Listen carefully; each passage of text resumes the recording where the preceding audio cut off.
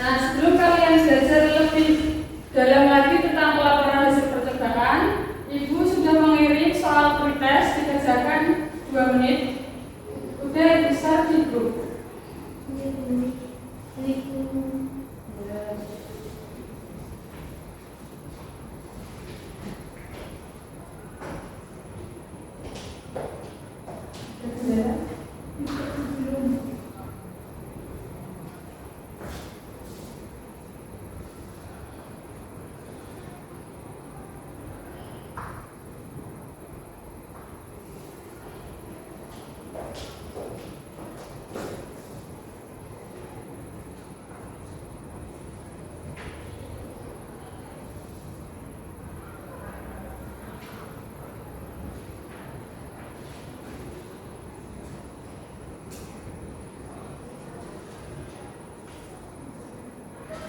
Sudah selesai?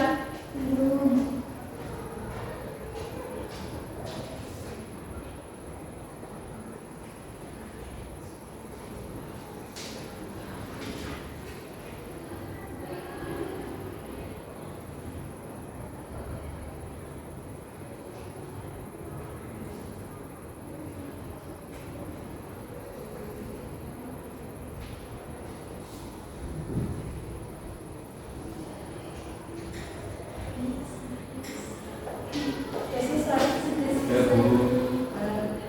Oke, kita lanjut. Nah, coba diperhatikan pada gambar di atas. Ibu bertanya. Yang pertanyaan pertama, apa perbedaan kedua tanaman tersebut? Ada yang bisa menjawab? Tempatnya. Nah, mengapa pertumbuhannya berbeda? Karena cahaya. Mungkin. Bagaimana cara menyampaikan hasil percobaan tersebut kepada orang lain? Dengan kalian membuat Laporan hasil percobaan. Oke, sekarang Ibu meminta kalian membentuk kelompok karena kalian sedikit, jadi satu kelompok aja. Siap, Bu. Ini bergabung dengan temannya. Coba buka yang pertama. Pada kegiatan stimulation. Nah, di sana ada contoh permasalahan dan kalian disuruh mengisi pertanyaan stimulusnya. Ngapain bergabung?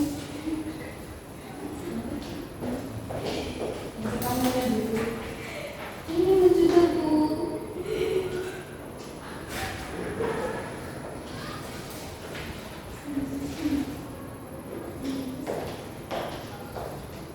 Gimana tuh stimulasinya? Nah, ini menjawab pertanyaan dari kenapa laporan hasil percobaan harus dibuat secara sistematis? Harus urut, kenapa ya? Kenapa harus urut? Dan pertanyaan kedua, apa yang akan terjadi jika laporan percobaan tidak lengkap? Tidak jelas. Lanjut yang kedua, yaitu problem.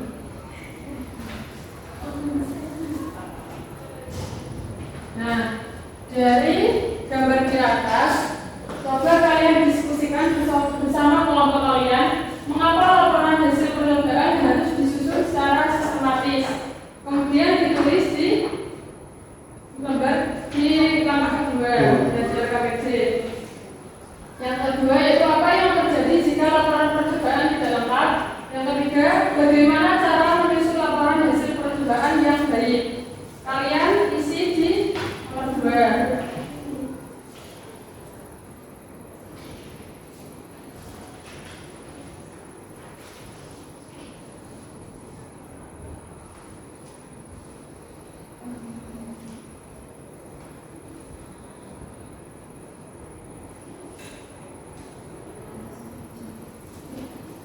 Sudah?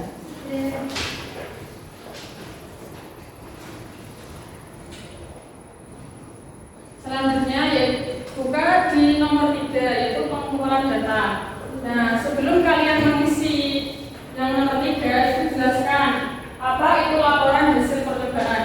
Nah, laporan hasil percobaan adalah teks yang berisi tentang tentang tujuan, proses, dan hasil dari laporan percobaan yang kalian lakukan. Nah, tujuannya untuk apa? Agar kalian atau pembaca tahu tentang laporan yang kalian buat setelah kalian melakukan percobaan. Nah, bagian-bagian dari suatu laporan hasil percobaan ada 7. Yang pertama yaitu judul. Nah, isinya apa? Yaitu isinya tentang kegiatan apa yang kalian lakukan dalam percobaan. Contohnya, yang gambar pertama tadi, pengaruh ketambah atau tanaman terhadap cahaya. Yang kedua yaitu tujuan. Nah, tujuannya ini apa? Mengetahui tentang apa? Contohnya, mengetahui pengaruh cahaya terhadap tumbuhan di tempat gelap dan terang. Yang ketiga, alat dan bahan. Alat bahan apa saja yang digunakan dalam melakukan percobaan tadi, seperti contohnya kapas atau gelas atau kecambahnya. Yang keempat yaitu langkah kerja, urutan dalam melakukan percobaan, seperti siapkan gelas, kemudian siapkan kapas, kemudian ditaruh di gelas, kemudian ditempatkan di terang dan ditempatkan ya di gelap. Yang keempat yaitu hasil pengamatan. Hasil pengamatan ini kalian menulis hipotesis atau menulis dugaan sementara, kemudian ditulis di pembahasan. Nah, pembahasan ini berisi tentang hasil pengamatan tadi. Pembahasannya itu membahas tentang apa? Yang terakhir yaitu kesimpulan. Nah, kesimpulan ini berisi seluruh dari langkah kalian melakukan percobaan. Ayo, setelah ibu menjelaskan, kalian tulis apa yang ibu jelaskan tadi di nomor 3. Sudah dikerjakan? Sudah dikerjakan? Oke.